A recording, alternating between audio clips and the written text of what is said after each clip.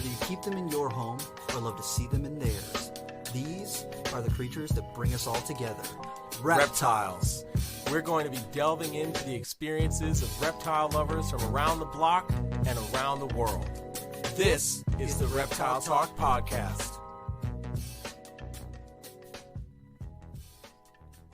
Boom. What is going on, everybody? This is Jeremy Turgeon from Brassman Reptiles. And I'm Robin. I'm keeping it real. And for some reason, my browser screen is totally blacked out. So, hey, there we go. I don't know what just happened there, but now we're here. Hi, Rob. Oh, man. What's up? How's it going? It's going good. It's going good. How about you, man? Partying. I got baby Borneos hatching out, which has been pretty tight. And then I got corn snake eggs on the ground, and I got more Borneo eggs that are going to hatch out in about a month. So lots of stuff going on. Heck yeah, dude. That's super exciting. How about you? How you been? I've been good, man. Just busy. I'm getting really antsy now. We're getting close to hatching first few clutches for the year. So I'm like haunting my incubator right now. So we've got like Mexican black kings and some ball pythons and stuff that are due to hatch in the next like week or two. So now I'm like every day poking over at the incubator, like, is there a head sticking out? So but yeah, so I'm super stoked for tonight. This is going to be an epic episode that is, of course, brought to you by our friends over at Black Box Cages. Make sure you go check them out, blackboxcages.com. They're actually also hiring if you're in the Buford, Georgia area, so you can go check that out. Thought that was cool. Saw a post for that earlier this week. So thank you to Black Box as always. If you need a new cage or a new rack, make sure you go check them out. I don't want to push this off any further. So let's get the man in here. The man, the myth, the legend, Ty Park. What's going on, man? Right. Hey guys, how you guys doing? Great, man. How are you? We're having a good time. Yeah, kind of flooded down here, but you probably saw it in the news, huh? Miami is totally flooded. I did see that. Yeah. Yeah, we are not that bad. We probably got maybe 7-8 inches of rain in the last couple of days. We basically have no visitors at the park. It's raining. Yeah, because as you guys know, we're all outside, which is okay. If this summer or this, I guess, late spring, early summer has been hell for attendance because it's been crazy hot too. It's been incredibly hot down here. Yeah. So yeah, I think it's just it's not just me, all outdoor activities kind of suffer a bit. But we're doing okay. Every animals are doing great. My employees are just working hard, and I'm very happy as can be. So there you go. Heck yeah, man. Heck yeah. Yeah, I saw a post from David over at Tiki's Geckos about a lot of their outdoor enclosures had flooded and stuff. They were trying to bring some stuff in. So yeah, I don't envy you guys and the torrential rains of Florida. Yeah, it's pretty bad. But you know what? I built this place. I've been here for since 2007, right? So when I decided to go public, and I built them knowing that we're gonna get some flood. So I believe I have 7 retention ponds here. They're all interconnected. So literally, even when we have 7-8 inches of rain in 2 days, within a day or so, it dries up. Every water goes where they're supposed to be going, and there might be a little puddle here or there, but no, we're good. Tomorrow, people come in here, won't see anything different. That's good. At least you were prepared. Exactly. Like I said, I went through 2 hurricanes now. We have procedures for that. Last hurricane was hell. We had like 160 mile an hour wind come through here. And we lost 1 animal. And there was an elderly animal, iguana. So Yeah, I think Damn. yeah, obviously when you're in Florida, you're a little different, I mean, Yeah. so you just gotta be prepared. That's all. Yeah. How fast are you able to get those shade curtains back up over your walkways? Yeah, you know what? It's almost constant. Some days, Yeah. without any warning, I think it was maybe a year ago, we had like 80 mile an hour wind just hit us in the afternoon. I mean, no warning whatsoever. wow. Just hit us. Bam. So we lost a bunch of shade cloths and stuff like that. Dang. Hurricane, you prepare for that. But 80-mile wind, literally out of nowhere, crazy. And a couple of weeks ago, we had hail. And Jeez. it was 85 degrees. That's Oh, crazy. man. And yeah, we had hail this big. Dang. No, thank you. Yeah. But hey, we're always prepared, and we'll always be here. Yeah. That's right, man. That is freaking right. Yeah. Man, so there are so many different things that I wanted to talk with you about on this episode, and I know it'll be impossible to cover it, but so many people in today's world of reptiles know you largely for Iguana Land, but you've got a long-standing history in herpetoculture. And for those who might not know, old, right? Basically, you're telling me I'm old. Hey! All right, Okay, all right. Jeremy. Ty's really old, and I was trying to be nice. Damn it! Thank you. Oh man, no, but can you give the folks that might not know about you past Iguana Land a glimpse of what you've done in reptiles? Oh my God. Well, basically, my dad gave me a reef turtle when I was 6 years old in South Korea. My dad's a professor, and I fell in love with it. I would come back home from school, and I would be in front of that turtle and just watch it like this, and I was just fascinated. And I always loved nature. I lived in Busan, Korea, so I was minutes away from the ocean, minutes away from the mountains. So that's where I was. I was just catching snakes, salamanders, and I go into tidal pools and grab things like starfish and crabs or whatever. It was like a paradise for me, and That's I loved awesome. it. And so, as a 13-year-old, my dad decided that we're gonna immigrate to USA. So okay, landed in Alaska first. That was Oh gosh! my first step to USA. They didn't have direct flight back then. So and then landed in Chicago. My dad was already here, so he came and picked us up. And I lived in Champaign-Urbana. He was a professor at University of Illinois Champaign-Urbana, organic chemistry, which I know nothing about. I didn't make it that far in college. I got to Chem 2 and I failed. Yeah. So, but I used to go down in this basement where he was doing research and stuff like that, and he had some.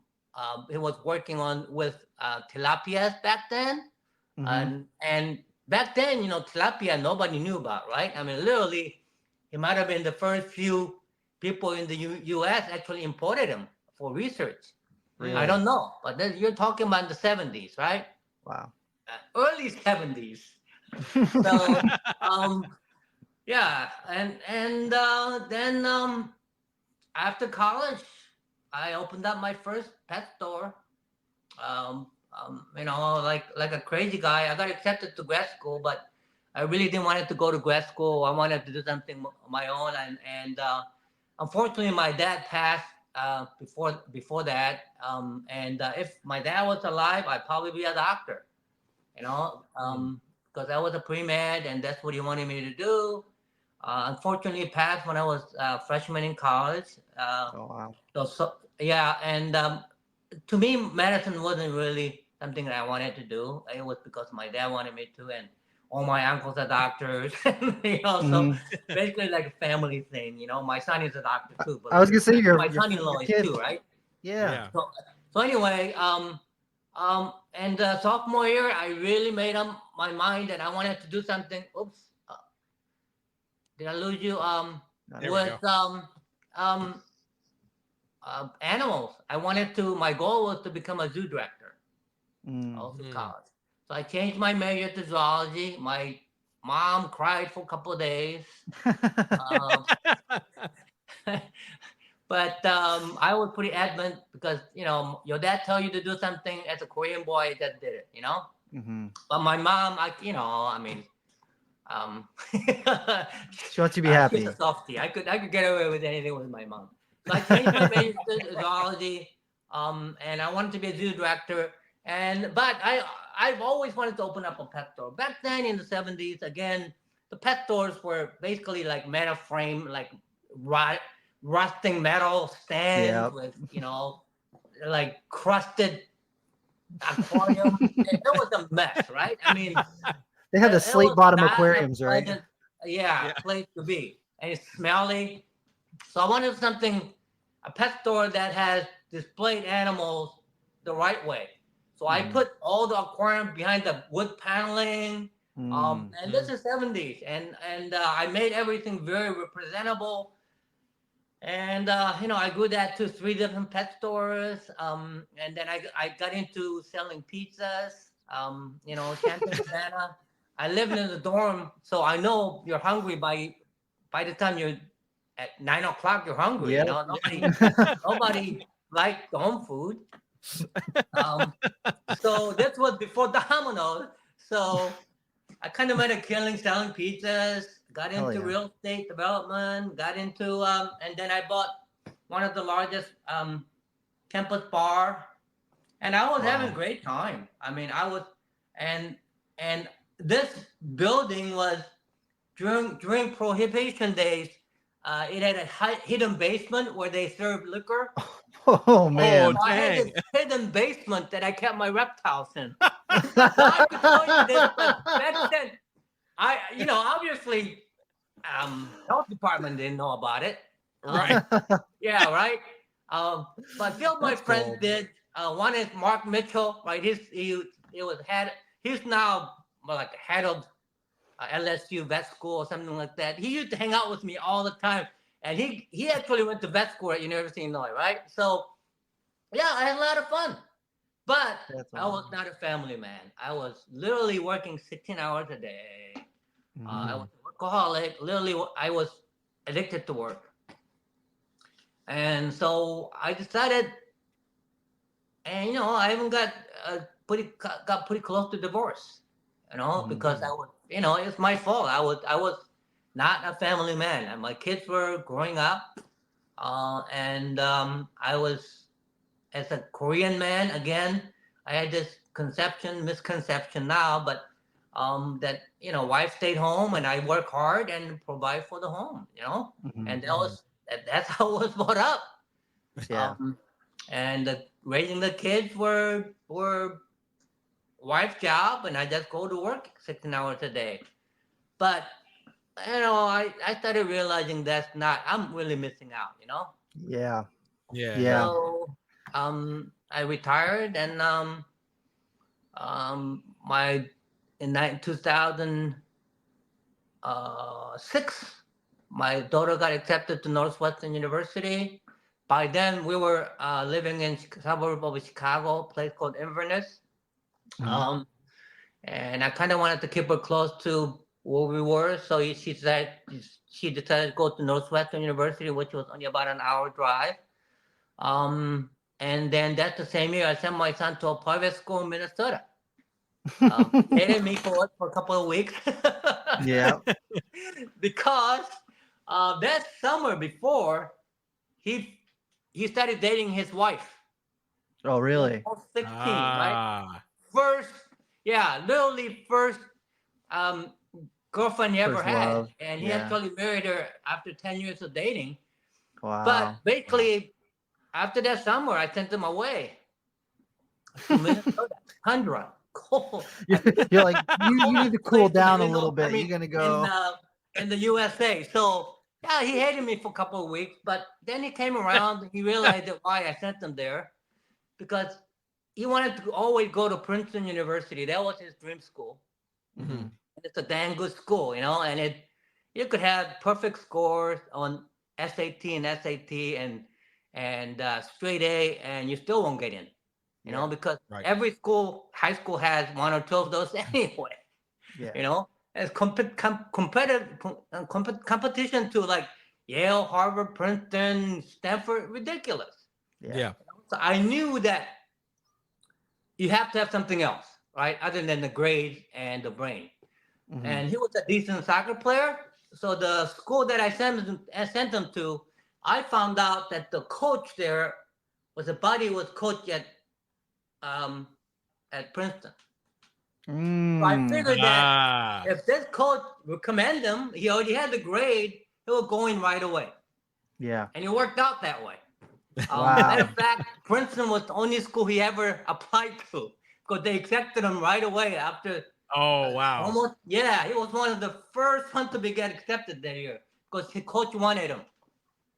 Dang. So Wow. yeah, so it all worked out. It's great. And of course, my son, even now, he's very grateful. He realized what I've done for him and stuff. So now he's doing some amazing work at University of Southern California. He's doing surgery. Yeah, I'm very, very proud of him. He could do anything with his skills. He did think about going into plastic surgery, but ultimately he told me one day, he said, "Dad, God gave me these amazing hands." And he does have amazing hands. I mean, he's an incredible artist. You gotta see him paint and and he said, "I want to do something good with these hands." And he said and I want to go into trauma surgery. Because Oh, wow. yeah, that's something that you could, you're right. I mean, literally, it's like TV shows or movies, helicopter land, and you're talking about Los Angeles, right? I mean, so Yeah, that's a hub. yeah, he's getting plenty of experiences. So I'm very proud of him. Yeah, that's been my life. My daughter's an actress, and she's very happy. She married her best friend too. He's a doctor. He happened to be a doctor. So I have a couple of doctors in my family. I'm the only bum, actually. Black sheep, maybe. But, I mean, look at me. How happy am I, right? Yeah, you get to do what you like to I've do. been happy as a doctor? Probably not. I still don't like blood. So yeah, I'm in a great place. My kids are in a great place, and I figured that it's time for me to give back to society. And Iguana Land is one of the things I'm doing to do that.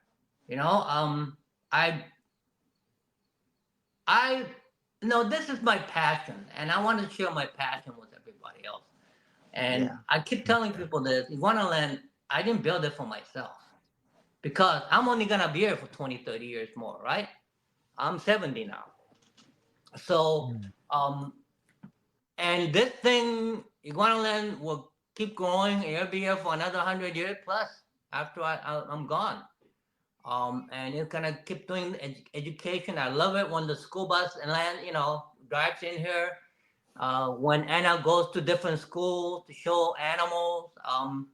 And then she does a lot. We do a lot of educational program in town, and that's one of the big things that I wanted to do. And then the other is I wanted to support research. There isn't too many places with 100 rock iguanas. Yeah. Some rock iguanas, you have to go to the island. Well, you don't have to anymore. You can come to my place and do research on rock iguanas. If you go to these islands, they're CITES 1 animals. If you want to take blood out, you need CITES 1 permit. Yep. You might have to wait a year to get that blood out of that country.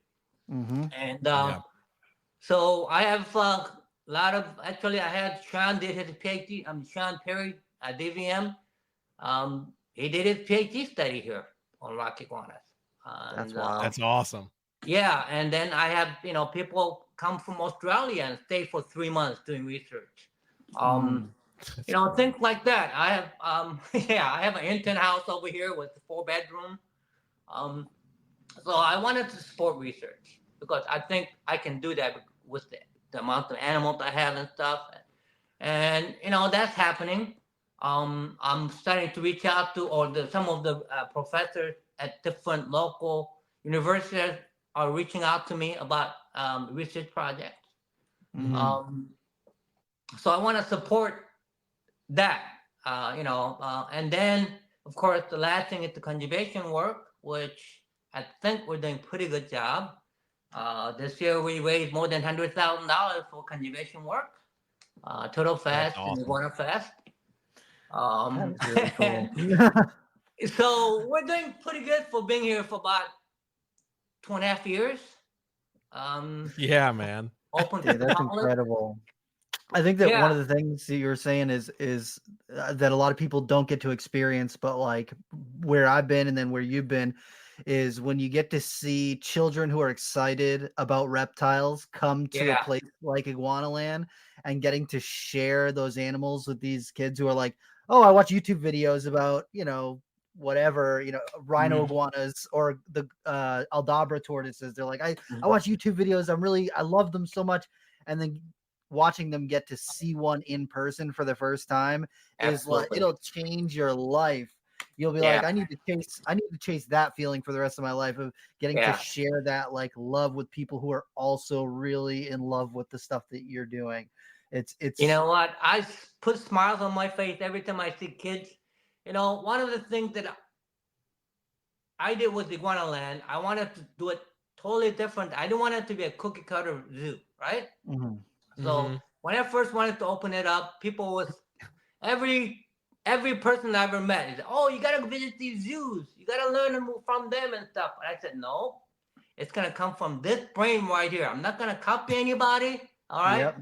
And I'm just doing it totally differently, my way. I fail, it's me, right? And I hope I succeed and make a little difference. But one of the things that I did was I realized that every zoo in the USA that has reptile department, 80% of what they got is something that's going to kill you. Yep. Right? Vipers, cobras, rattlesnakes, giant crocodiles, and apparently that does attract people. But I decided, you know what? I'm going to be totally different than that. I'm not going to have anything that's going to kill you. I want people to come in thinking that reptiles are dangerous and it's going to kill you, and go out saying, hey, maybe they won't kill you. Right? Yeah. That's why I will never have venomous here. I won't have venomous. I'm also one of the few smart things I did for this place was I made it into a agritourism business. It's not commercial business. So I don't need liability insurance because I'm protected by the state as an agritourism business. Okay. So having said that, although I do have liability insurance just in case because my wife is very anal. But nobody could sue me if they fall down, get hurt themselves, or get bit, because we have a big sign saying that at the entrance. And we are protected by the state. But obviously, I train my employees to make sure that nobody get hurt, obviously. But what it does to me is insurance company can't tell me what I cannot do. True. Right? Insurance company has all these rules. You can't take out the venomous snake in front of your guest. We can take out our animals and show it to people because insurance company can't tell us what to do. So we could do a lot of hands-on education, right, that other zoos cannot do because of insurance reasons. Yeah, that and APA does that too. So that's one of the.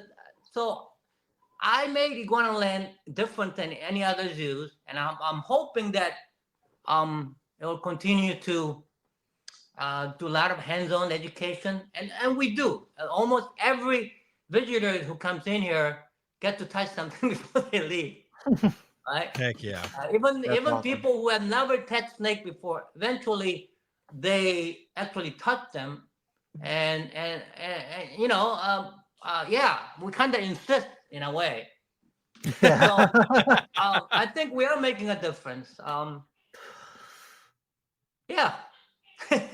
Yeah, I think Heck that yeah. when you get somebody who's afraid of snakes and then they Yeah. touch it for the first time, you see the Yeah. gears start turning and they go, "Oh, I've been afraid of this thing my whole life. I thought that it was going to be slimy. I thought that it was Right. going to jump at me or try to bite me." And then, Right. you know, they start going, "Okay, then like what was I afraid of this whole time?" And then when you get a Right. chance to talk to them and Right. explain things a little bit, you know, when people don't know about something, it can be Mhm. really scary because it can, if they don't know anything about it, it can be anything. So Right. if you Yep. don't know what a snake does, it can be venomous. It's gonna jump at your face, it's gonna hurt you, it's gonna squeeze you to death.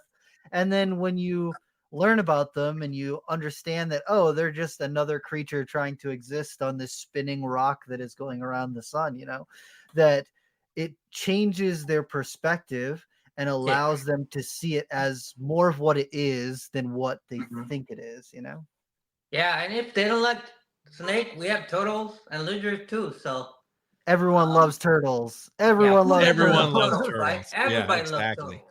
Yeah. Exactly. So I mean, um, we're largest reptiles in the world now. It's about 250 different species.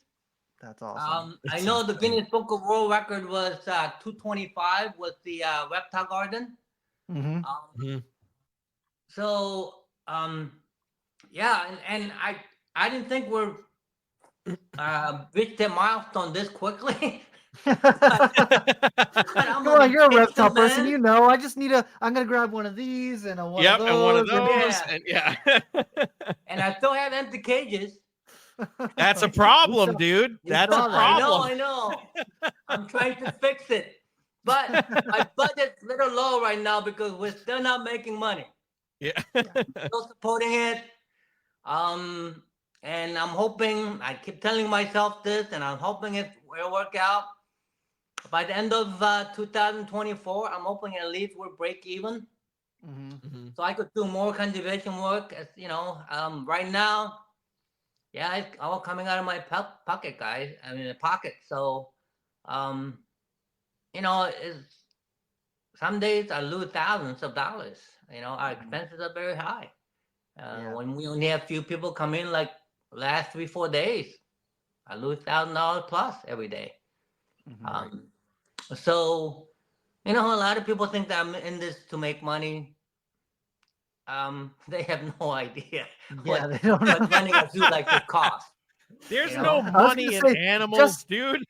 just the turtle exhibits. You were telling us when we were going through, when you come in on the left hand side, each yeah, one of those turtle pens was several $1,000s. Like, I don't think people understand how much work and money went into just the exhibits for yeah, this place to be open, not even counting the man hours of care and all that stuff, education. exactly. Yeah, I mean, when I first went to my wife and discussed this idea with her, you know, budget was 3 million, right? Mm-hmm. I tripled that almost. Wow. And you got to remember Sheesh. that I did this through, well, hurricane was nothing. COVID. Think about the COVID. Yeah, Do you that remember the was. prices go like skyrocketing overnight? Like Yep. lumber, cement, all Mm-hmm. tripled overnight. Yep. Aluminum, all the building supplies Right. literally tripled overnight. I already Yeah. had most of the animals here, so I had to keep building because I had the expenses while I'm building it. I had all Mm-hmm. my employees while I was building it. I had zookeepers. Um, so I was supporting all that, plus I was building. Mm-hmm. A lot of people don't know what kind of hell I went through to get this thing done. Yeah. I almost quit probably many, many times. I mean, I had city come in here tell me that I can't build anymore. They put a red stickers on my cages and said, you cannot build anymore because you don't have architectural permit and engineering permit for these cages. They wanted me to What? get architectural permit and engineering permit drawing for every one of my cages. I think I remember you making a post about that Yeah, during the bill, and I was like, "What the heck, man?" I know. And we had to fight that. We finally won that. You know, it's been And then, you can, the problem that I have with FWC. I sued their lawyer and we won in court. Now I had a tiger on my back. She was after me. She came after my iguanas. Yep. I had the largest collection of green iguanas in the world, mostly morphed. I'm talking about albinos and stuff. And I was making, selling babies and taking the profit and contributing to conservation work. That was my goal. And when they passed this rule, they gave us 6 months to get rid of all our animals, right? I literally had 600 iguanas here, including the babies. Jesus. Right? They gave me 6 months to get rid of them. Yeah. And just look at the logistic of getting rid of them out of the state. You can't give them to anybody in state. Yeah. So it had to be out of state. I got rid of everything except for, I think, like 60 animals. And I refused to kill them. If I killed them, like FWC wanted me to do, I would have been fine. So I had these animals left over. And then they came in, and the inspector came in and told me, you fix certain things here, and I come back in a month and I re-inspect you and possibly will give you permit. Within 30 days, they raided me and took my animals. Jesus. Took my animals and killed them. I remember that. Yeah. And That was heartbreaking. on top of that, they put them on news everywhere, right? Overnight. And they wanted me, the news stations wanted me to interview me. But I couldn't, because I couldn't really defend myself, because that weekend, I think the raid happened Monday or Tuesday. That weekend, I already sold like 30 some animals to Risa in Texas, right? She was coming up that weekend after the raid to pick up these animals. So we begged them not to kill those animals, right? Yeah. But they were gonna kill those too. And I told them they already have a home. The owner's gonna come pick them up next month. And so they got back and said, okay, finally, they said, okay, that's fine, as long, but these animals belong to FWC, you have no hands in it. I said, that's fine, we'll keep them here until she pick them up.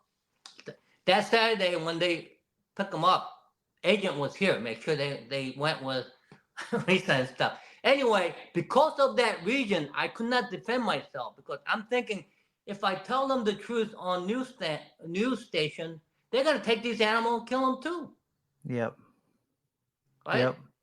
So I decided to keep my mouth shut, and I was basically like the bad guy. Was trying to, and I didn't want to kill him, it just, but so yeah, I mean, I still get negative publicity from that sometimes.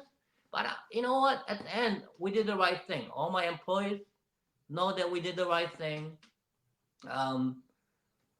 You have something like this, you're going to have to stand up and protect these animals until the end. Yeah. I don't care if it's the law, breaking the law, you have to do the right thing. Yeah. And the states are on they just change things on a whim, and then they expect everyone to be able to just change right away, when that's not how everything's been set up. And especially when you got people who are trying to do things the right way, and they've got, these elaborate setups and all this stuff. And then they're going to come in and say, nope, actually, because we decided that this is too much of an impact, that what you're doing and have been doing for years and years and years, you can no longer do, even though you've not had issues. It was personal to that lawyer. Yeah. Because I sued her and won. And the thing is, 6 months later, Tom still had these iguanas. 6 months later, Florida Iguana and Tortoise, Sam had his iguanas. They came after me. Yeah. Only me.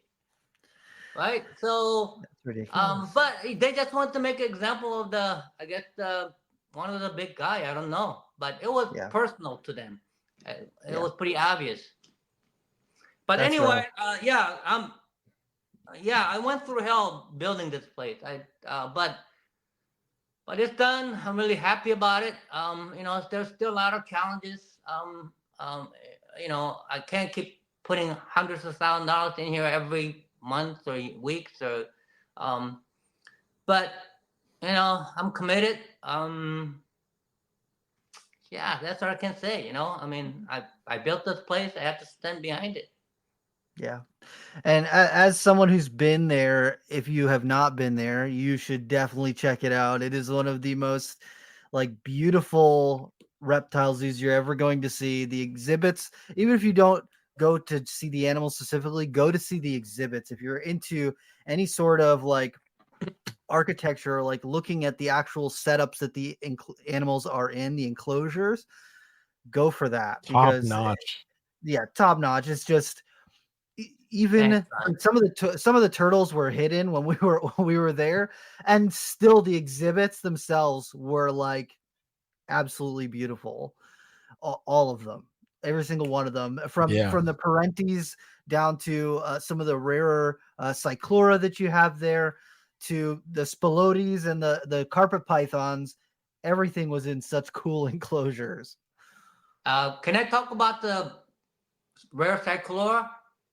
Absolutely. Yes, you absolutely can. Yes, please. No, Ty, there's no talk about iguanas on this episode at all.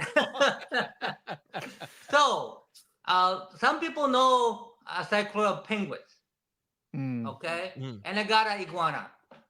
There's maybe 400 or 500 left in the whole world. Wow. And I got an island, which is the British Virgin Island. They used to occur up and down that Puerto Rican bank, but they're extinct out of there now, right? I think someone told me maybe 5,000 years ago they were still there because of the goats and mongoose and rats and everything else. They're no longer there. So there are 10 of these animals in the USA. 4 of them are females. One has been surgically she's non-viable because surgically removed the reproductive system. The other one we have here, half of her reproductive system is gone. I'm hoping the other half is viable, but she's really not. So we're working with 2 possibly viable female in the USA. Wow. And we have them here because Director Mike Foraker at Fort Worth Zoo is amazing. He doesn't play politics. Just think about AZA saying, "What the heck are you giving these rare animals to a private person?" Right? Well, he did, and he got a lot of slack for it.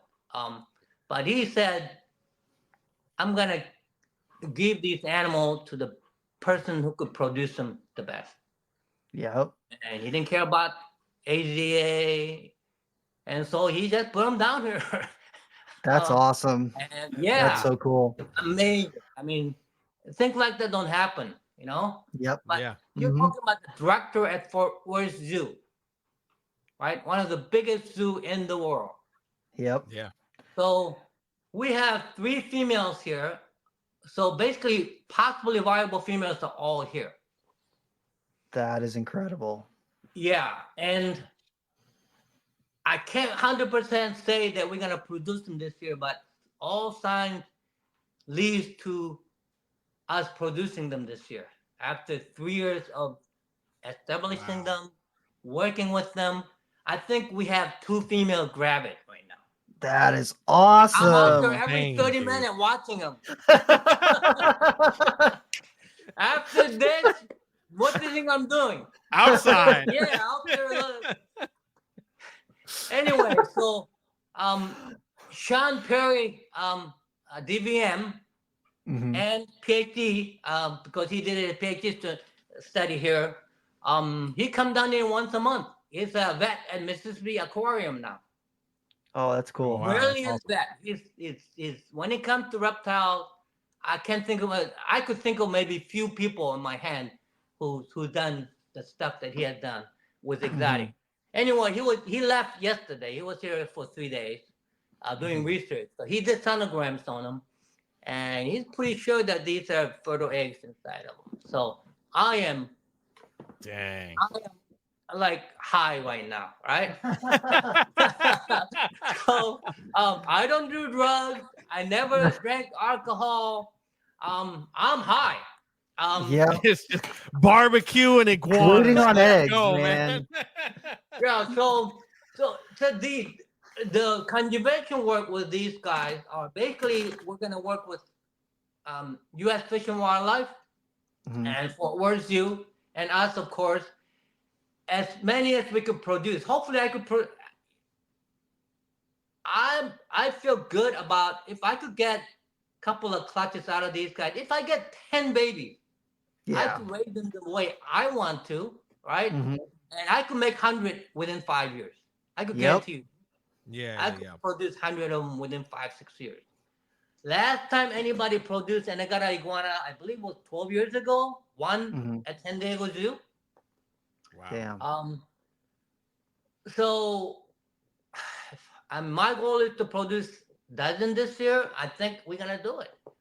So with that, obviously people gonna ask about the genetics, the inbreeding and stuff, and you know what? These are island animals. A lot I was of just these gonna say island that. animals started with one or two animals that landed on the island. Even Puerto Rico, where there's a 500 um, Cuban iguana in one of these islands. They started with one or two animals. They seem to do fine.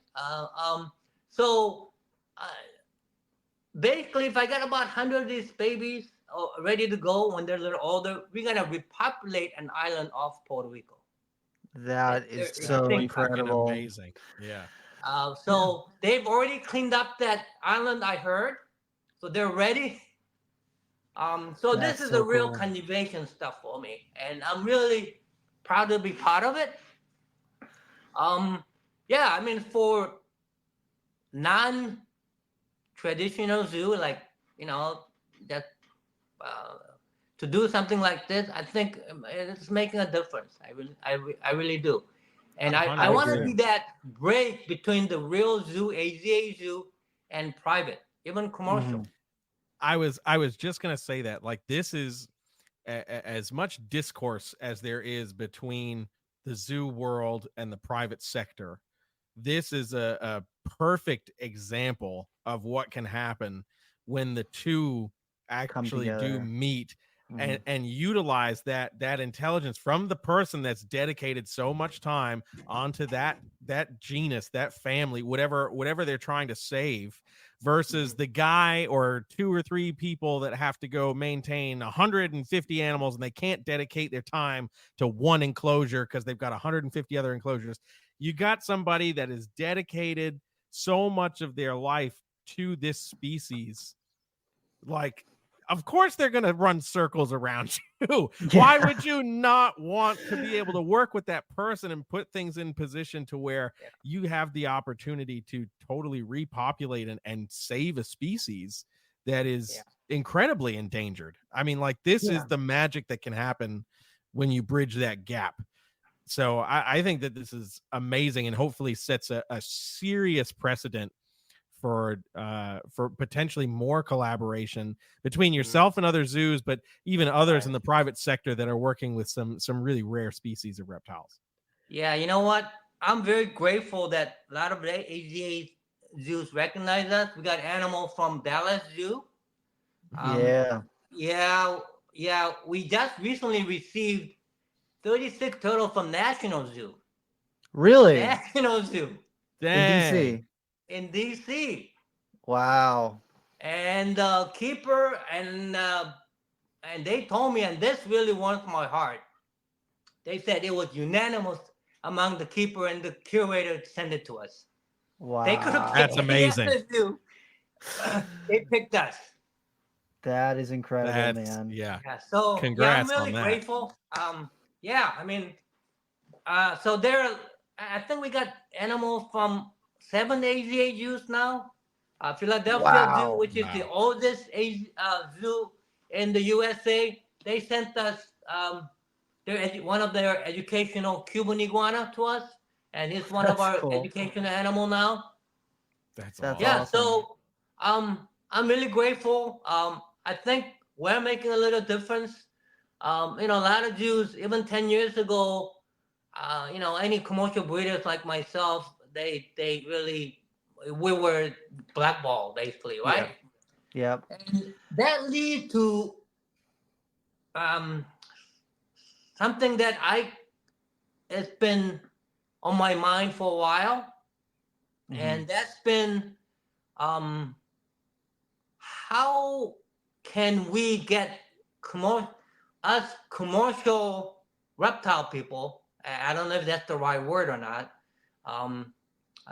Reptile industry to do more conservation work, because right now we're really not doing it. I mean, every penny that we raise at these big shows goes to U.S. Art, which is great. I support U.S. Art. Absolutely, we need to fight legislation. Believe me, I believe in that, right? Yeah, right. And yeah, I spent almost $250,000 fighting them. Right. At FWC. But I totally believe in that and support USR. But I think as a group, we're not doing any conservation work. I mean, there are things like conservation through commercialization.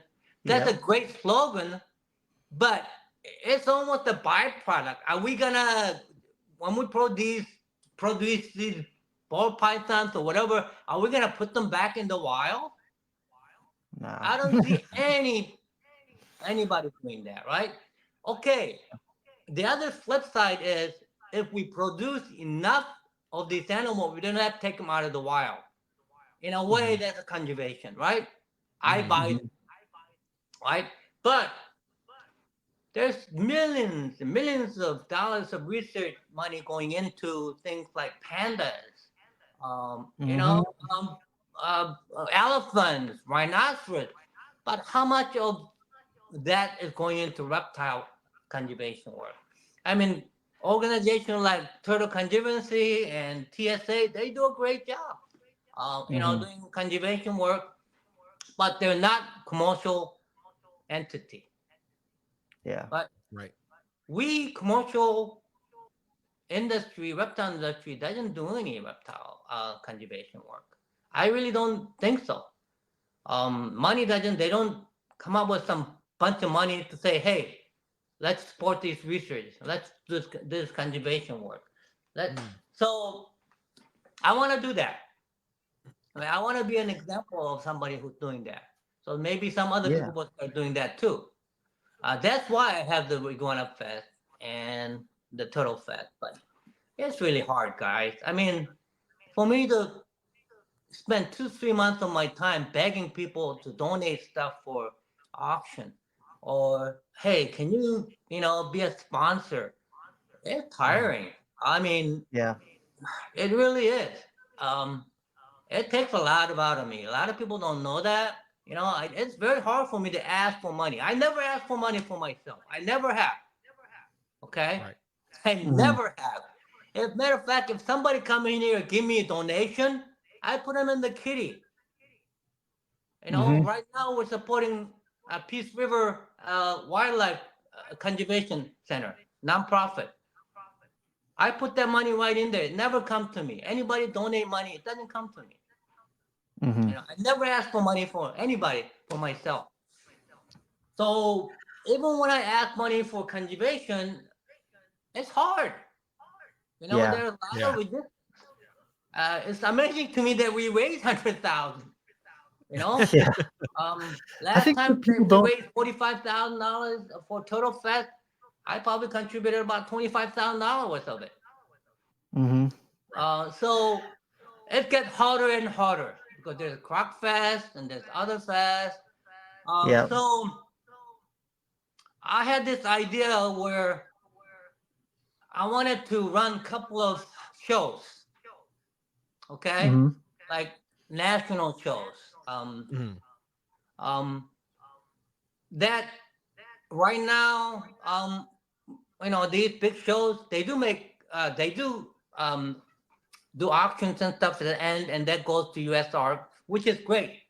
But ultimately, the profit itself goes to the show um, promoter, Promoter. right? Yeah. I mean, and there's absolutely nothing wrong with that. Commercial, them making money from business, I totally support that. There's nothing wrong with that. It's a commercial entity, but I want to do a couple of shows where all the profit goes to conservation work. That would be really cool. I think that people don't realize how far dollars go in conservation, because I was listening to I think it was a TED Radio Hour podcast, and they were talking about how much it costs to sponsor someone to do field research for basically a full year, the summer, so spring to fall. And it was something like $5,000 or $7,000 to sponsor someone to do research for almost a full year of research, and how much information they can gather in that amount of time. And people are like, that's the cost of a used car. And people don't realize that, when you raise $50,000, that can help put so much energy into research on some of these species that are in danger, and into the habitat of where they come from, and figuring out ways that we can be more effective in conserving these species. Yeah, I was talking to a friend of mine the other day, and he brought out the point where conservation on reptiles are very effective. The money that we spend on reptile conservation bring results. Look at the conservation work at the Grand Cayman iguana. Mm-hmm. Yeah. They saved that species, right? Literally from like 25 animals to 1,000 animals now. Yeah. Look at Jamaican iguana. They thought they were extinct in the 60s. Now they got thousands. So more than any different type of conservation work, reptile conservation work actually show results. Okay, the money was well spent. All right. So I'll give you an example. These researchers. Okay, so Bakery, which is I'm forgetting the name of the island. Anyway, these researchers had to go from their field house, where doing the research, to where the animals were. Miles of swampland they have to go through, and they were walking it. It would take them 2-3 hours of walking to get to that where the animals were. So they were cutting into a lot of their research time, right? Yeah. So they came to me for, hey, can you donate an ATV or ATM? ATV. You said ATV? ATV. Yeah. Yeah. So I bought them one. That's awesome. And that made a huge difference. They don't have to walk 2-3 hours, right? They could do it in 15 minutes, right? That's so cool. Yeah, things like that is very important, right? And nobody really seemed to. It seemed to me like sometimes I'm the only one screaming about it. So yeah, and I'm getting older, and I want to spend more time with my kids and the grandkids. The grandkids. And don't get me wrong, I love doing what I'm doing. Right. But eventually, I want to get to a point where I want to spend half the time here and half the time in LA, where my home is. Right. Yeah. So yeah. So that's one of the things that in the future maybe I'll and I don't want to step on anybody's toes, anything like that. But if I could raise, I mean, these big shows, they raise $250,000. Every time they do a show, that could go to 100% could go to conservation work. I won't take a penny. And I think that there would be a huge draw for that too.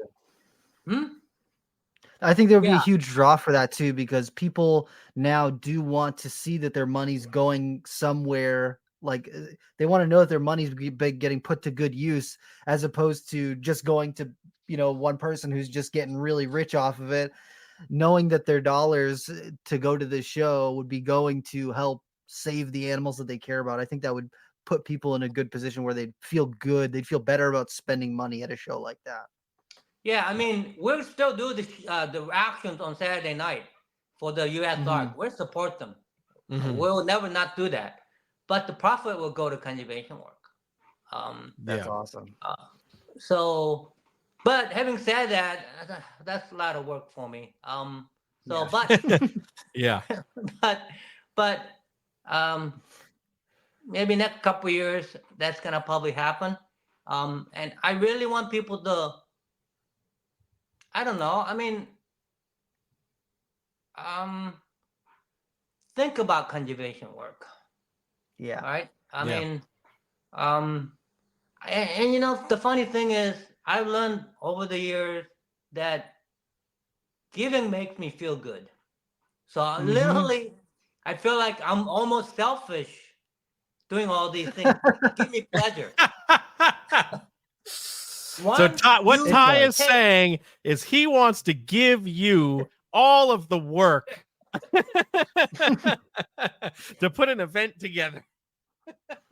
No, really. I mean, once you realize doing good make you feel good, you want to keep doing it. For selfish reasons. For selfish reasons. Yeah. I think that's so true, because doing the educational programs was like that for me, where like I like to get to share with reptiles with people, but it makes me feel really good when I get to see someone who's excited about snakes or something, when I get to see someone hold a snake that they've always been dreaming about, or get to look at something up close, or they learn something new that they didn't know about before. That makes me feel so good, like so good. Absolutely. And so you want to keep doing that. You want to keep going out and doing educational programs. You want to get out and you want to change people's minds when it comes to snakes. You want to get people to learn more. You want to get people to change the minds of the other people in their life, not just the people who are there with you. And it is addicting. I'll say that. Yeah, I mean, I think that's the joy in life. Being able to give and then getting joy out of it. Yeah. You can't get any better than that, right? It's true. 100%. It's true. Yeah, I'm really doing it for selfish reasoning. It makes me feel good. You see Ty, just little horns coming out. Right. He's like, I made a giant, amazing reptile zoo so that I could share this stuff with you. And so when you get excited, I get excited. Yep, that's right. Oh, man. So anyway, that's how I feel sometimes, because sometimes you get burned out by your stuff. What's going on with you guys? Oh, man. We're like pitiful compared to you, Ty. Like, come on.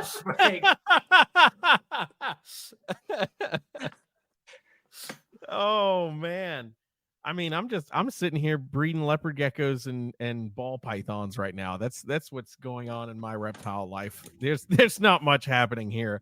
Although Amazon tree boas have been a new thing for me. They're certainly not a species that needs conservation efforts, but they've been really fun. True. That's not true. Where they come from, they're getting deforested for the meat industry, so they do need conservation. Fair. That's fair. But yeah, that's become a new addiction of mine, and I've enjoyed delving into a species that has quite a few more quirks than a lot of the common pet species of snakes. So kind of being forced to dig back into the child within, to really just enjoy and pay attention to these animals. So that's been a big thing for me. That sounds pretty cool to me. And we all have. What the heck is that? This is Rob shit out an egg, and yeah. We got a little Borneo short-tailed python hatching right here. This is the last one in the egg from my clutch. And I gotta show you something. Time to get out. Here's the Burmese star tortoise. Hey, oh my God. There you go. Oh, That's look so at that. cute, That's so man. cute. How cute is that, huh? That's cool. Yeah, I love it. I Heck love yeah. it. That's I've so been working with awesome. these guys for probably 6-7 years. Finally getting them to. The first clutch was bad. This Yep. is the second clutch.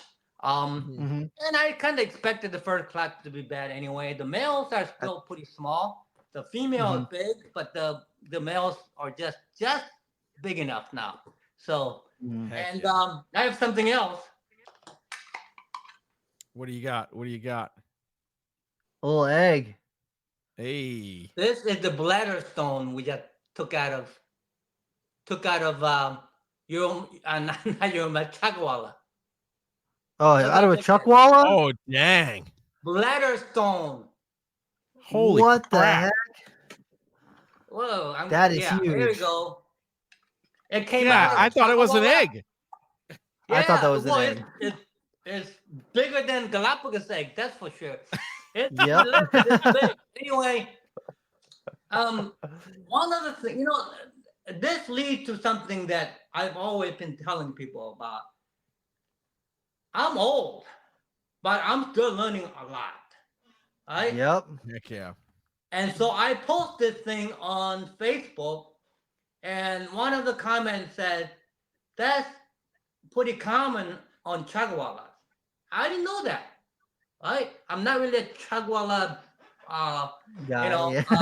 expert, Specialist. and Yeah. I'm not expert in a lot of things, but I learned that. So now I'm gonna be looking for that on all my Chagawalas. So I'm gonna take them all to the hospital and take X-ray. How I found this was she was getting big. And so, you know what? And I'm thinking, maybe we should have her X-rayed because she might be gravid, right? hmm She Which would wasn't be really cool. laying. Yeah. And she was perfect. She was eating and drinking, really doing well. And so we took her to the got an X-ray, and sure enough, boom, a huge bladder star in the middle. So Wow. we surgically had it removed. So basically, what I'm saying is, literally, I do have a lot of experience. I really do. I mean, I've been keeping reptiles for now since 6 years old. I've always had reptiles. Even when I was living in a college dorm, I had reptiles.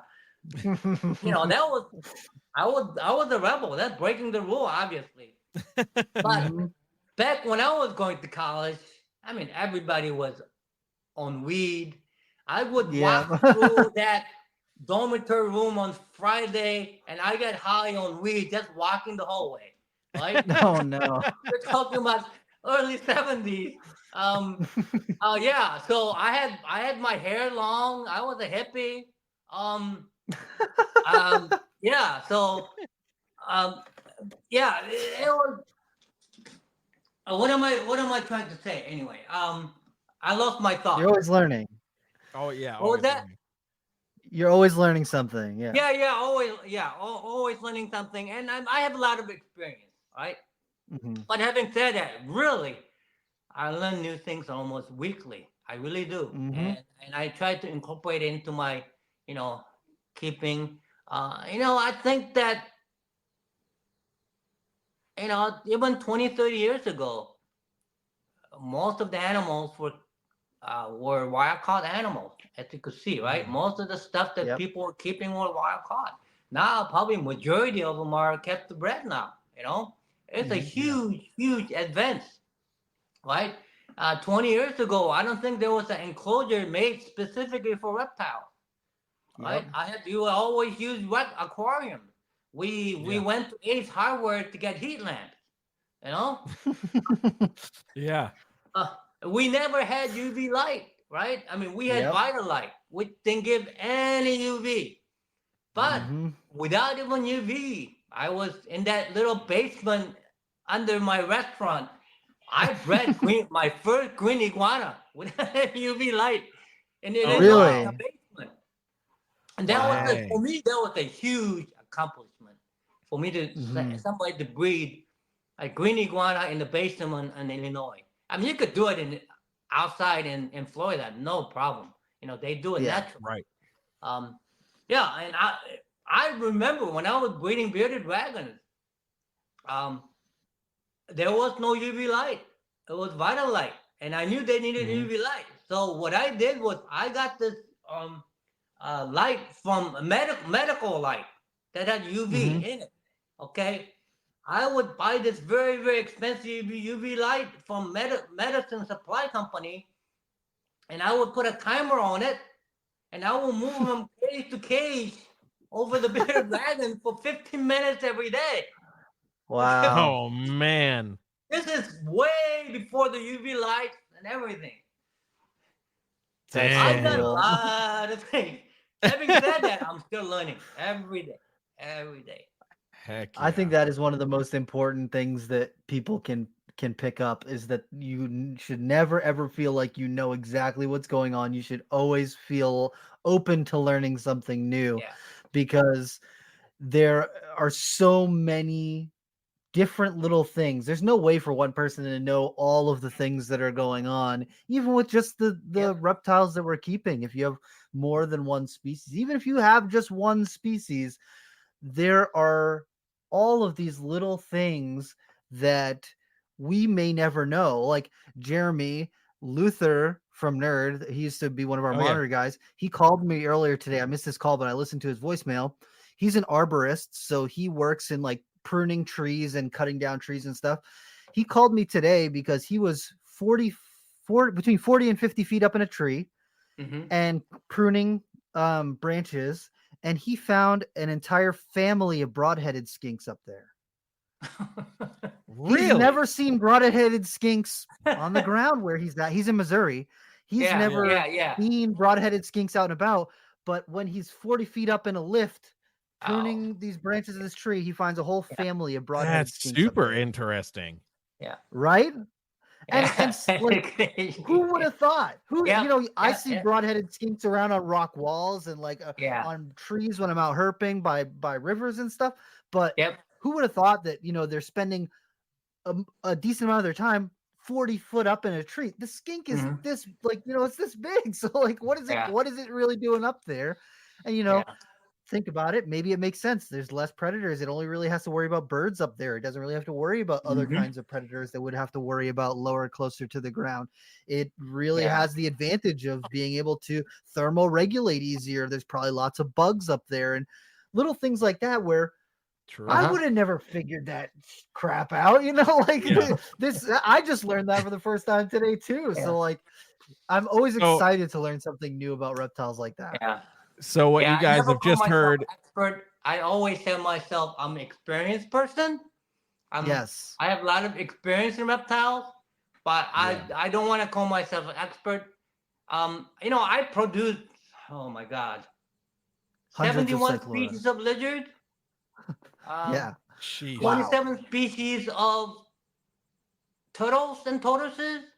Wow. So I have a lot of experience.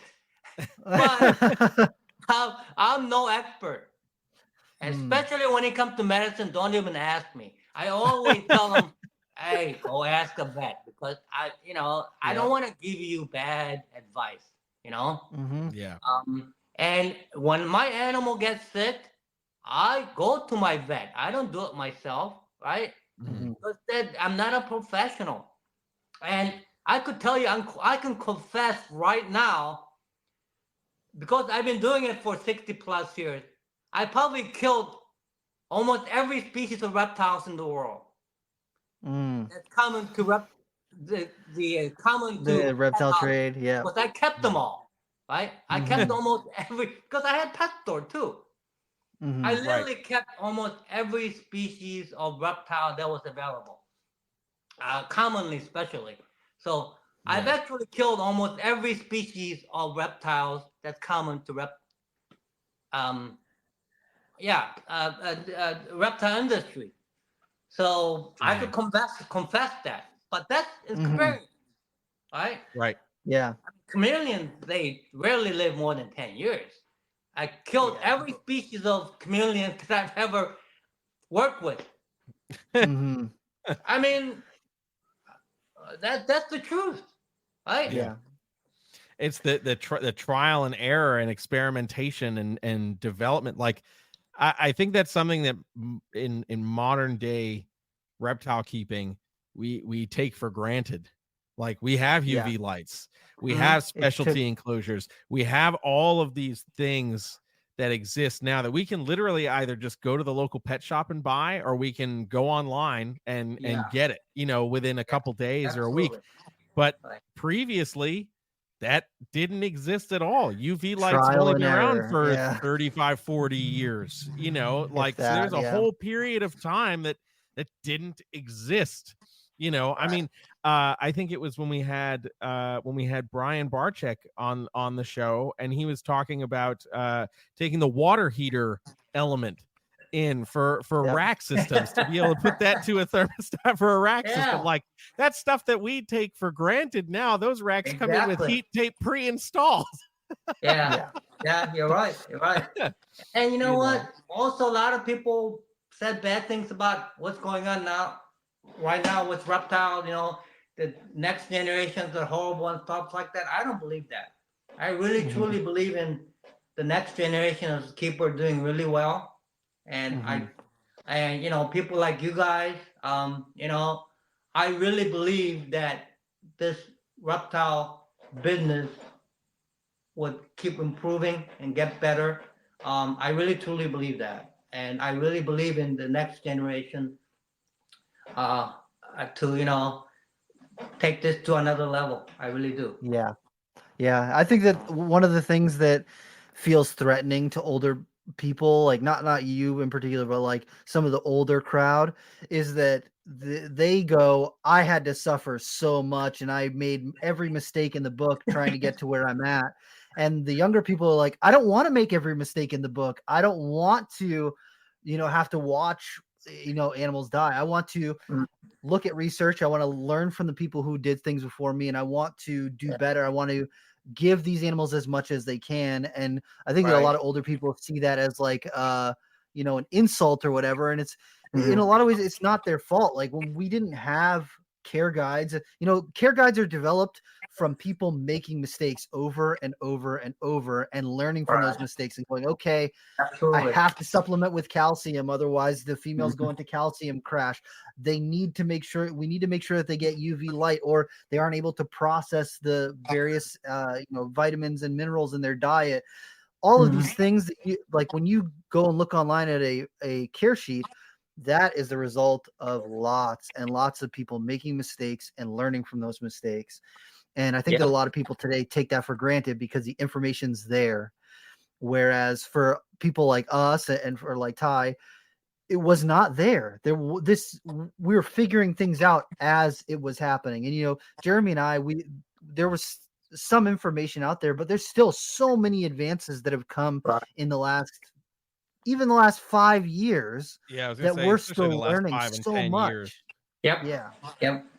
And you know Yeah. what? This I can tell you right now, this me being in working with reptile, to me, people talk about symbiosis, right? Mm-hmm. Right? Anemone and anemone fish, right? That's a Mm-hmm. symbiosis, Clownfish, yeah. right? Mm-hmm. Two different species benefiting from each other. For me, reptile keeping is symbiosis Yes. because number one, I do my darndest to make sure all my reptiles are taken care of and happy, and they get Mhm. benefit from it. Look at all the Mhm. animals in the wild. They got ticks, they got mice. Yeah, If you they're look, all skinny and snarly. Yeah. yeah, and the things are trying to eat you. Look at the sea turtles, right? I mean, Mm-hmm. if 1 out of 1,000 become adult, that's pretty good odds. Yeah. Yeah. Okay, 999 turtles have just died. Yeah. Okay, Mm-hmm. because they produce literally thousands and thousands of babies through their lives. If you do Mm-hmm. the math, 1 out of 1,000 is probably a small number. Then maybe it's 1 out of 10,000 that goes to produce, right? What Yeah. happens Yeah. to the rest? They don't live a happy life. they're in the stomach of a shark or something. Yeah. Right? Yeah. They don't, people have seen too many movies like Bone Free and stuff, They think the wild is great. But in reality, we really are providing them with healthcare, food, and closure. I mean, I admit that, instead of living in 1 mile square feet, they might be living in, 25, 20 feet. But if they're born in captivity, that's all they know. Mm-hmm. You know? Yeah, and I really believe this, my relationship with reptile, I call it symbiosis. I give them benefit and I receive benefit from them because I love working with them. It makes me happy. It makes me want to get up every day, right? I don't want to go play golf. Or I love playing soccer, but I don't want to get up and go play golf. I want to work with a reptile. Yeah. So nobody has ever probably said that reptile keeping is more like a symbiosis. I might be the first one saying it, but for me, it's a symbiotic relationship. It's something that I comes agree. with experience, Ty. Yeah. I agree, man. Honestly, every day when I get up, I think that the reptiles are pretty much the highlight of my day most days. You get up, you go check on where the creatures are at and getting to see their habits, what they're doing that day, getting to interact with them a little bit is one of those things that keeps me getting up every day and making sure that I'm doing what I got to do to keep the lights on and to keep going because I want to keep doing this, Yeah. Oh, by the way, I did say 100 people. If 100 people come visit, see the show, I'm gonna give away a Burmese star tortoise. But we don't need to reach 100.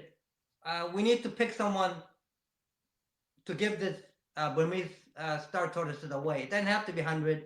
I just said that so we could have more people. But I want to give away Burmese star tortoise. But I don't know how to do that. You guys need to figure out how to do that. Oh man. Okay. All right. Well, there's you guys come up with something. I don't know. Okay. Well, there's 41, 42 people in here right now. Okay. I knew it wasn't gonna be 100, but honestly, I think that if you count all the people who have cycled through here from the beginning, I bet you that we've had over 100. We probably have had over 100. Was that boring that they all dropped out? No, some people sometimes are busy people got to go eat dinner. Stuff. Yeah, sometimes people got to go step away and eat dinner. And look, I'll tell you right now. I don't want to give away the Burmese star, and you guys have to pick that person. Okay, well, I'll tell you right now who's not going to get it is frickin' Matt from Sassabeck Reptiles because he only wants it to save on shipping. So I would roll him out for sure. All right, Rob, how do you want to do this? Did you guys want to pick the person right now, or do you want to? No, it doesn't have to be now. Just do it like next couple of days. I don't care. Okay, so what I'll do is I'll go through the live chat, and I will tally names that are on the live chat. I think I can still do that on YouTube, right?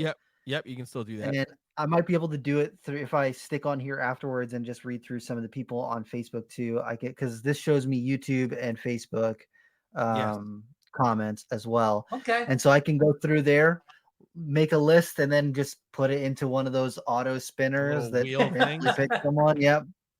Perfect. And okay, yeah, that sounds good. We'll do that. Perfect. I'm here for that. So and we'll make an announcement. We'll do a whole big thing with Ty, and we'll make an announcement about. Don't involve me. Okay, I'll get a picture of Ty from his Facebook that we can post up. You guys do it. Yeah. Perfect. So, I do want to. Yeah, I don't know how long this podcast is gonna last, but do you guys have any questions or? Yeah, so I had opened up to our chats if they wanted to throw in a question or two for you. What's your favorite turtle? Nothing from Matt. No, nothing from Matt. Not at all. I don't even like it when Matt asks me questions. So we no. So let me just scroll back here. Because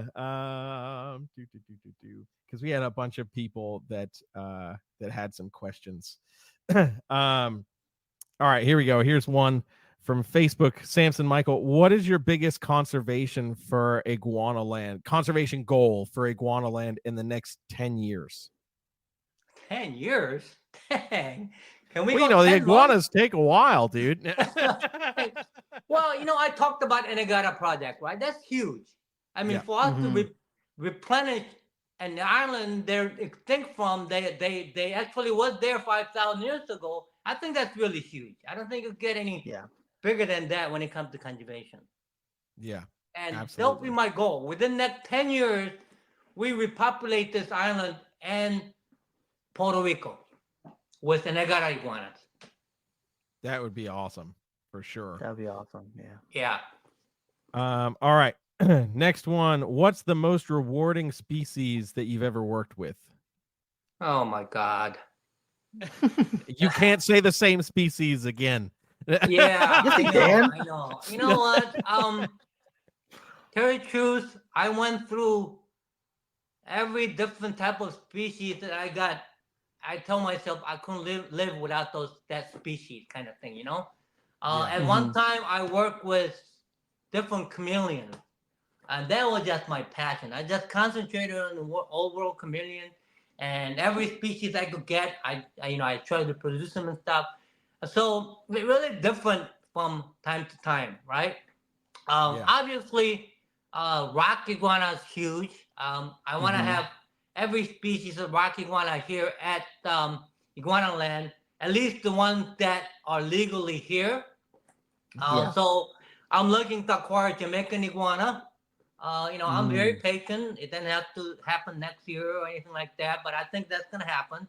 And I would love to get pure Lewisite from one of the zoos. If I do that, I would have probably every species that's in the U.S. here at Iguana Land. That's cool. I love working with dolphins, spiny-tail iguanas. I'm passionate about all different types of turtles and tortoises. Corora is a huge for me. So there really isn't just, one species that I'm really concentrating on right now. I would love to get some Fiji iguanas. I'm working on that. So, yeah, those are some of my wish list. Hopefully within the next 10 years, I would have all those species, including Komodo dragon. Yes. Yeah. That'd be awesome. All right, let's see. Thing to do yet. Heck yeah. That's the beginning. Heck yeah. All right, let's see. I'll do a couple more and then we'll head out. What's been the most difficult turtle species that you've worked with? Turtle. You know what? Kinixis has been real challenge for me. I know there are a lot of people or a few people breeding them now, but mostly I've been working with the import, and they just didn't do well. No matter what I did, they just slowly die on me. So that's been a real challenge. I've been really any captive bred species that I work with really hasn't really been a challenge for me. There's huge difference between captive bred animal and wild caught animal when it comes to turtles and tortoises.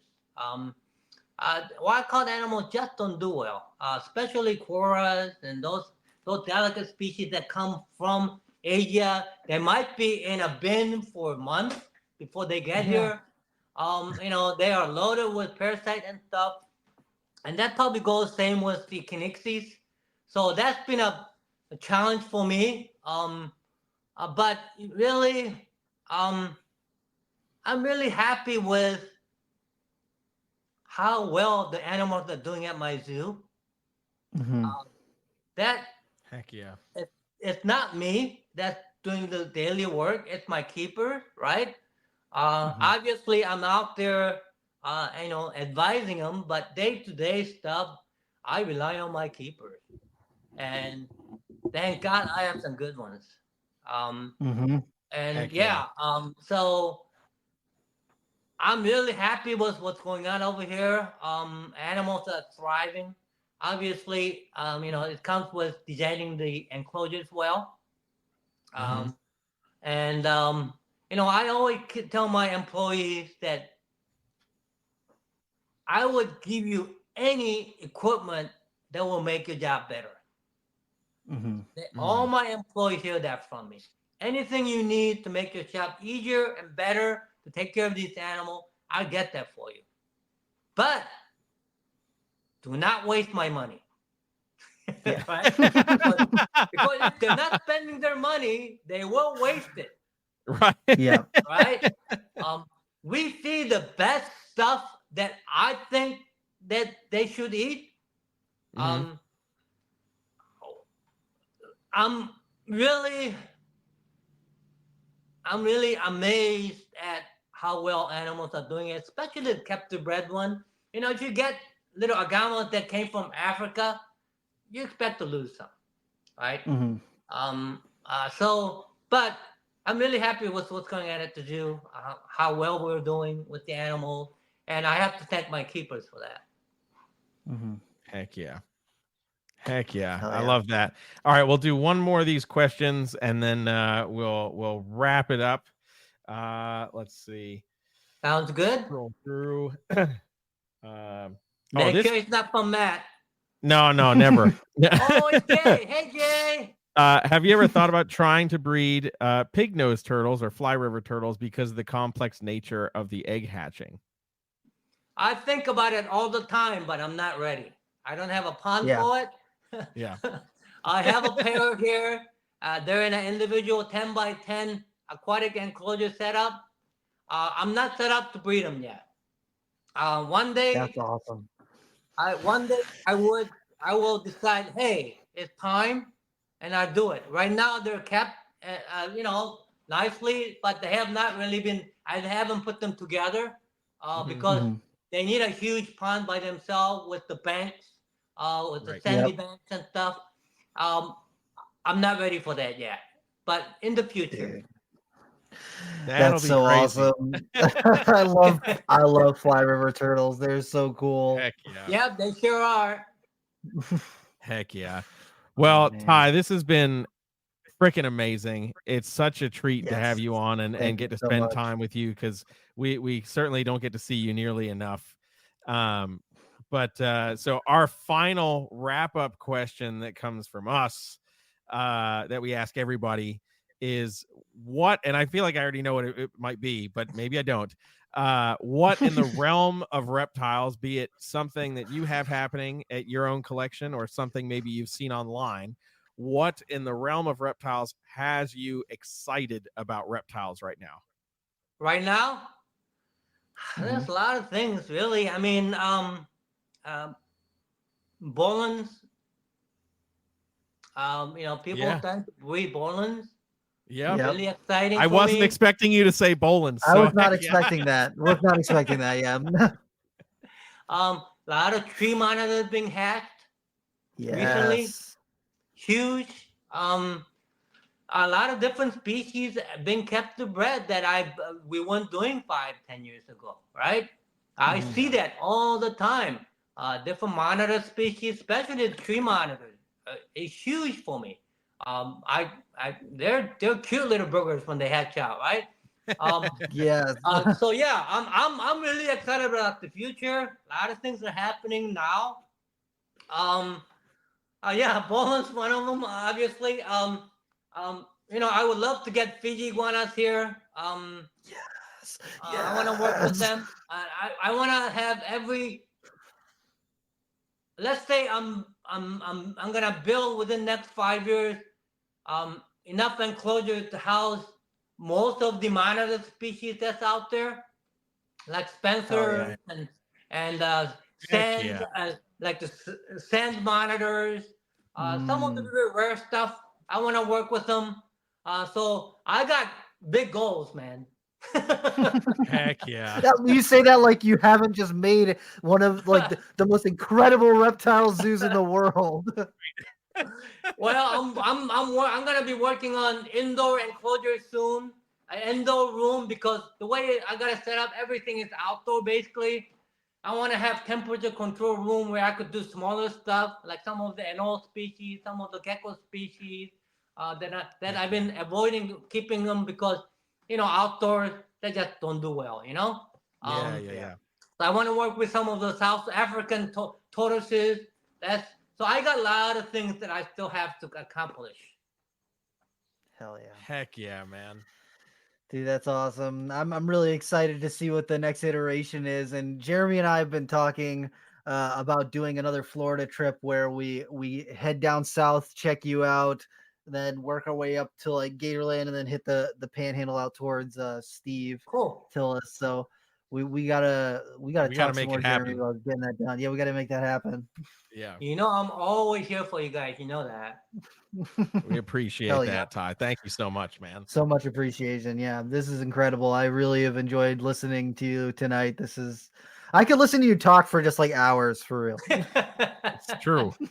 It's All true. right. When you guys get here, I'll take you out to dinner. Okay. Hey, Can we go back to that barbecue spot? That was really good. that barbecue place was incredible. I'm Wherever you serious. want.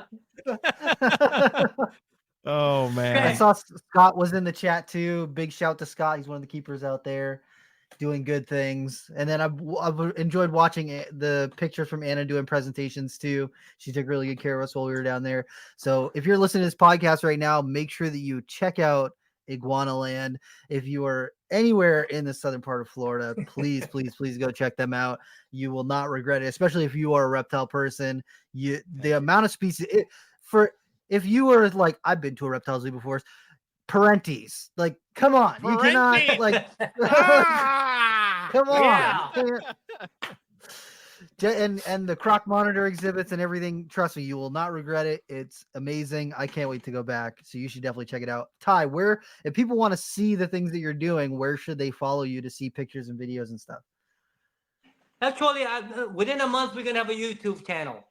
I hired a person. Yeah, it's gonna be awesome. I think he's anal as hell, so it's gonna be good.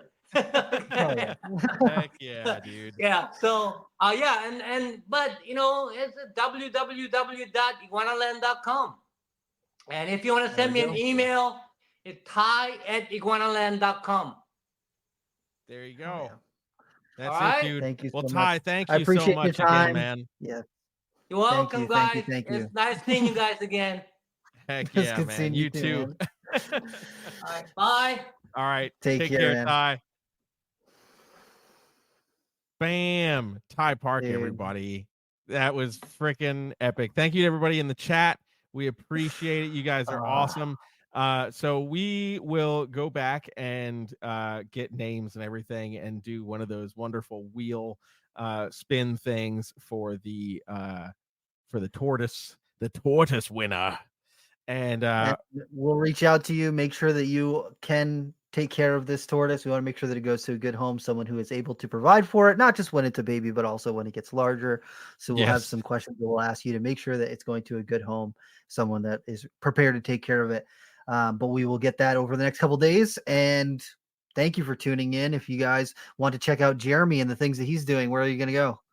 You can go check out everywhere on social media at Brassman Reptiles, except TikTok. That's at the Brassman, and also brassmanreptiles.com. If you're interested in purchasing anything like that, I have all of my availability over there. If you want to find out more about what's happening with Rob, you just don't go on Facebook. Yeah, I'm still I have 1,000 friend requests in limbo right now. And I just don't. Unless I see someone and I'm like, I think I know them, and I go scroll on their page for a bit. But recently, it's been a bunch of those spam pages where it's like attractive singles, and I see that I've got like 30 mutuals with it. I'm like, come on, guys, come on. You don't even look at the page. You just like auto confirm, confirm. Yeah, no, I don't do that. So Yeah, don't check me out on Facebook, but check me out on Instagram at Rob is Creeping It Real. I just had some Borneos hatched, so I'll have pictures Yes. of those babies up there soon. I got an even crazier clutch that's going to be hatching in about a month. I post all of my herping adventures on my story and memes and all that jazz. So check me out on Instagram, Rob is Creeping It Real, on TikTok at Rob is Creeping It Real. And just make sure if you enjoyed this episode, we would appreciate if you left a review. Go on to Apple Podcasts or on Spotify, leave us a thumbs up, give us a review, let us know what you thought. We are always working on improving our deal and making sure that we're bringing you the best podcast that we can. And I am super jazzed about tonight's episode. I'm so excited. This was awesome. And I cannot wait to go back to Iguana Land and to hang out with Ty, do some more herping. Yes, on-site herping at Iguana Land is fun. All right, water guys. snakes don't bite. It's true fact. So crazy. So weird. So weird. Ty's niceness has bled into the local something in the water. I don't know. Yeah. Oh man. All right, guys. We will catch you on the next one. Stay tuned because I think we might actually be talking with our buddy Matt from Sassabeck. So stay tuned for that. In the meantime, see you later.